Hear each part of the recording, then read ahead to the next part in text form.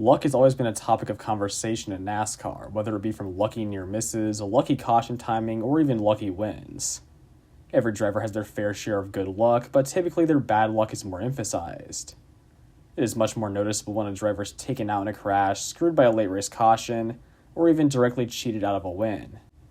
Understandably, some drivers' fan bases complain a lot about bad luck, but usually when you take an unbiased closer look, it's not so much that their driver is purely unlucky as it is a combination of their own mistakes, their car's lack of speed, and a bit of their own bad luck mixed in. There's usually never an instance where a driver is performing well all season long and consistently screwed over by external factors all season long too. But Dean Thompson's 2023 season begs to differ. After winning the 2020 Late Model Championship at Irwindale Speedway, a 19-year-old Dean Thompson came into the ARCA Menard Series West in 2021, where he competed part-time for High Point Racing. Though his results weren't the best overall, he turned some heads in the Irwindale race. There he won the pole and dominated the event, leading 144 of the 150 laps prior to getting passed on a late race restart, and ultimately finishing second place to Jesse Love.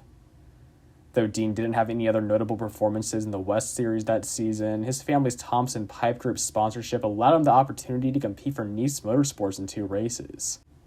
The first was in the main ARCA Menard Series at Kansas, where he finished a respectable 8th place, and the second was in the NASCAR Truck Series finale at Phoenix, where he finished an also respectable 21st place.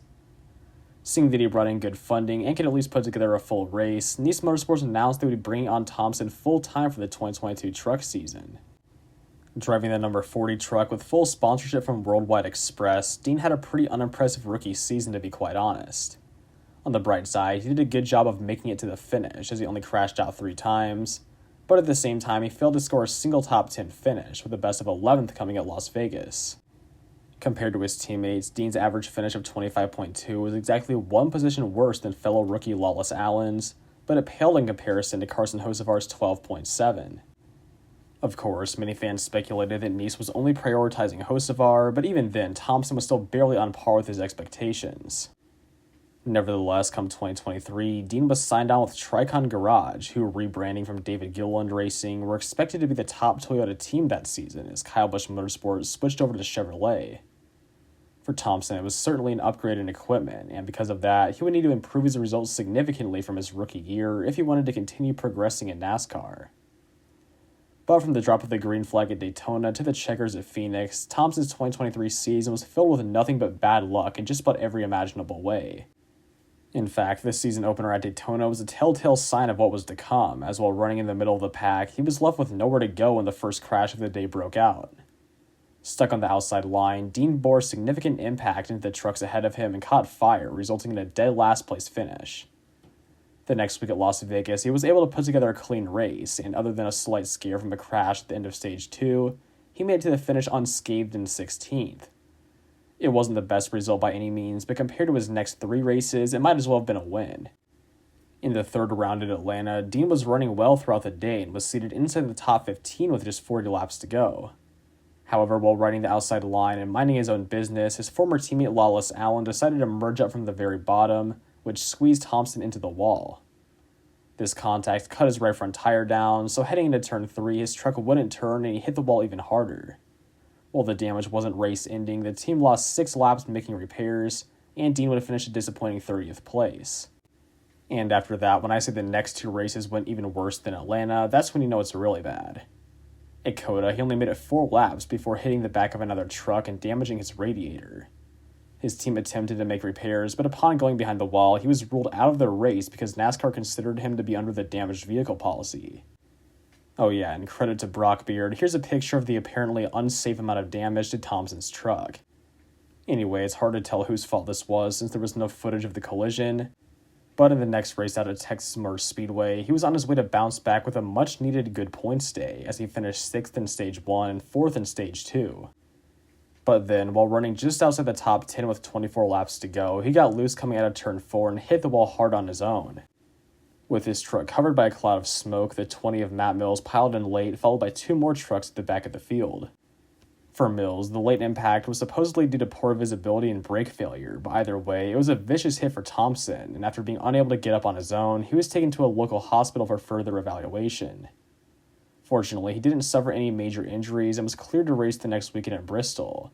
But as for his on-track results thus far, there was nothing to smile about. Already 5 races in, Thompson had only made to the finish twice, and only once without significant damage. The next 2 races were at least a step in the right direction for the number 5 team, with a season-best P12 at Bristol Dirt and a mediocre 21st place in the rain-shortened Martinsville race. Then at Kansas, after qualifying 22nd and showing little speed early on, Thompson came alive late in the second stage. Restarting in 17th with 6 laps to go on the stage, he charged all the way up to 10th at the green checkers, diving 3 wide below Ross Chastain and Matt Benedetto to claim the final stage point. Whatever adjustments his crew had made were clearly doing wonders, and Dean didn't stop there, as coming to another restart with 56 laps to go, he lined up in 6th place. But just like his strong run at Texas, his day would end prematurely, this time in a way completely out of his control. Right away when the green flag waved, Matt Benedetto went to block Christian Eckes below the apron, but he wasn't cleared and overcorrected hard, shoving Eckes, Carson Hocevar, and Thompson all up into the outside wall. Thompson's truck was destroyed once again, and now 8 races into his first season with top-caliber equipment, he had 4 DNFs and no top 10s to show for it. The next week out at Darlington, that stat would at least change a little bit for the better, as following a series of late race incidents, Dean was scored in 9th place when a caution flew on the final lap. Despite running around 15th for much of the day, it would be the first top 10 finish of his entire Truck Series career, which at this point, he would need to have a lot more of to have any chance of pointing his way into the playoffs. And that would not be the case at North Wilkesboro, as after qualifying back in 25th place, he struggled for speed all day and was running in 23rd 1 lap down when Josh Williams slid up the track and spun him around. Thompson was able to avoid hitting the wall, but then on lap 184 while battling Hailie Deegan for 24th, Deegan completely missed the corner and dumped him into the wall. So after a promising race at Darlington, a severe lack of speed and a lack of skill from other drivers erased what little progress the team had made, leaving them with a 35th place finish and their 5th junked truck of the season. Racing with a chip on his shoulder at Charlotte, everything finally pieced together for Thompson and his team.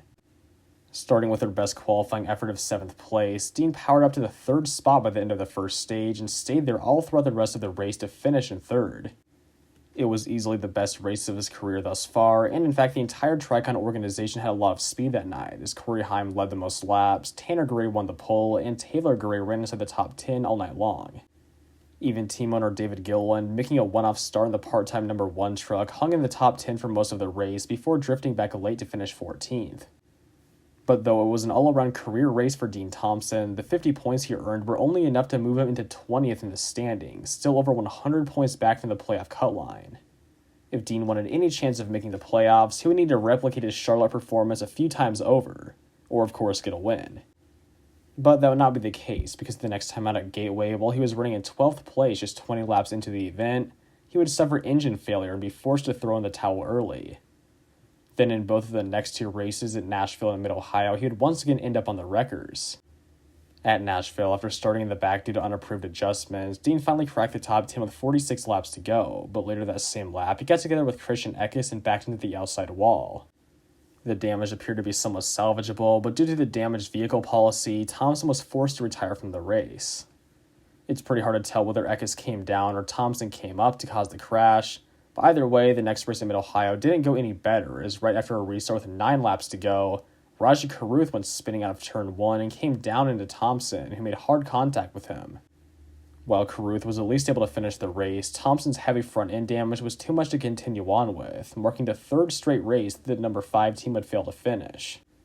Now with only 2 races to go before the start of the playoffs, Dean was absolutely in a must-win situation, as he had realistically been in for quite a while before. If he had been able to avoid even half the crashes he got involved in over the course of the regular season, there was a good chance he could have pointed his way in, because it's not like his average running position was that bad. On his worst days, he ran around 20th, and on his best days, he was in the top 5.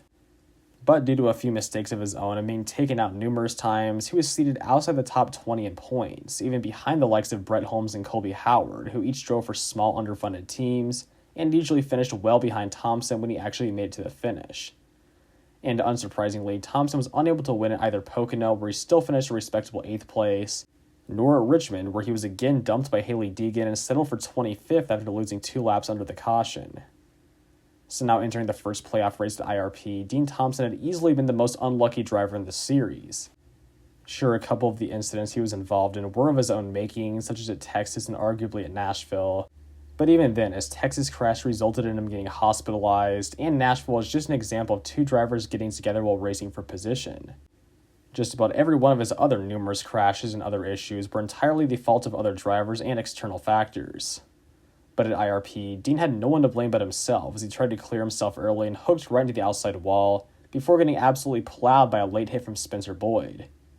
So again, even in the rare instance that Dean was the at-fault driver, he was absolutely cut no slack. With 6 races left on the schedule leaving IRP, Dean only failed to finish one more race. But in true fashion of his 2023 season, the crash was one of the most insulting of them all. After qualifying a solid 14th place, he only made it 14 laps in before Jack Wood ran out of talent right in front of him, leaving Thompson with nowhere to go but sliding right into the 51 truck. And already, both drivers were out of the 200-lap race. Other than Bristol, Dean was at least able to have a few more strong runs towards the end of the season, as he came home 15th at both Milwaukee and Kansas, a career best matching 3rd at Talladega, 16th at Homestead, and finally a solid 7th at Phoenix to end the year on a high note. But in the end, Dean's 2023 season was one of the most disastrous and unlucky ones in Truck Series history. Out of the 23-race schedule, he suffered a whopping 10 total DNFs, and only a few could be attributed to him whatsoever. At COTA, it's hard to tell whether Dean came into a turn too high or whether there was a stack up ahead of him. At Nashville, again, it's hard to really tell whether he came up or Eckes came down. And then at Texas and IRP, where the initial incidents were both his fault, he had to endure huge late hits from lap trucks. Other than that, at Daytona, Kansas, Mid-Ohio, and Bristol, he was left with nowhere to go in crashes. At Atlanta, North Wilkesboro, and Richmond, his finishes were hampered by getting directly taken out. And the cherry on top at Gateway, he suffered an early engine failure. So in total, Dean Thompson finished his first year at Tricon Garage with 2 top 5s, 5 top 10s, and an average finish of 22.3. Meanwhile, his teammate Corey Heim won 3 races, won the regular season championship, and made it to the championship 4 round of the playoffs. But at the same time, despite only finishing 13 races, Thompson came in 20th overall in the standings, just 15 points behind ThorSport Racing's Haley Deegan, and 19 points behind GMS Racing rookie Daniel Dye. And comparing Dean to his other 2 teammates, Tanner Gray and Taylor Gray only finished 14th and 15th respectively in the points, each with 3 top 5s and 6 top 10s. So when he wasn't crashing out, Dean wasn't far from their level of performance whatsoever. That said, I think Tricon made the right decision in keeping their driver lineup the same for the 2024 season. As while Corey Heim was miles ahead of them, the Gray brothers both showed a fair amount of improvement and potential this past season, and even Dean Thompson showed that he could run races consistently inside the top 10. Dean also ran a handful of ARCA races in 2023 for Venturini Motorsports, where he finished 2nd at Jesse Love at both Kansas and Charlotte. And considering that Dean then went on to have great speed in both of the Truck Series races at those tracks, it proved to me at least that he is mainly just lacking experience, and that he has plenty of untapped potential. But regardless, his 2023 Truck Series season was perhaps the most unlucky full season in any NASCAR series ever. Sure, a few of his crashes were of his own making, but throughout pretty much the entire season, I was thinking to myself that I had never seen a driver get crashed out so often, and it just kept happening and happening for pretty much the entire season. Even in the ARCA Mid-Ohio race, he was running 2nd on the final lap before his teammate Sean Hingorani intentionally took him out. To be fair, Thompson wasn't innocent himself, as he did run Sean off the track earlier while battling for the lead, but still, that controversy was just another great summation of his 2023 season. But yeah, that's all I've got to say for today. So if you guys did enjoy this video, please make sure to hit that like button and subscribe for more videos just like these. Also, let me know down in the comments below if you can think of any other driver who's had an even unluckier season than Dean Thompson did this past year. I'm sure there probably has been at some point or another, but I certainly cannot think of any. And before I say Greg Van Alst, don't worry, there will be a separate video about his 2023 season coming soon. But besides his ARCA Daytona win, his season was really more of a dumpster fire than an unlucky one per se, as he was already running off the pace prior to many of his incidents. But yeah, stay tuned for that video as well as the usual Worthy That Bad videos, and until next time, peace out.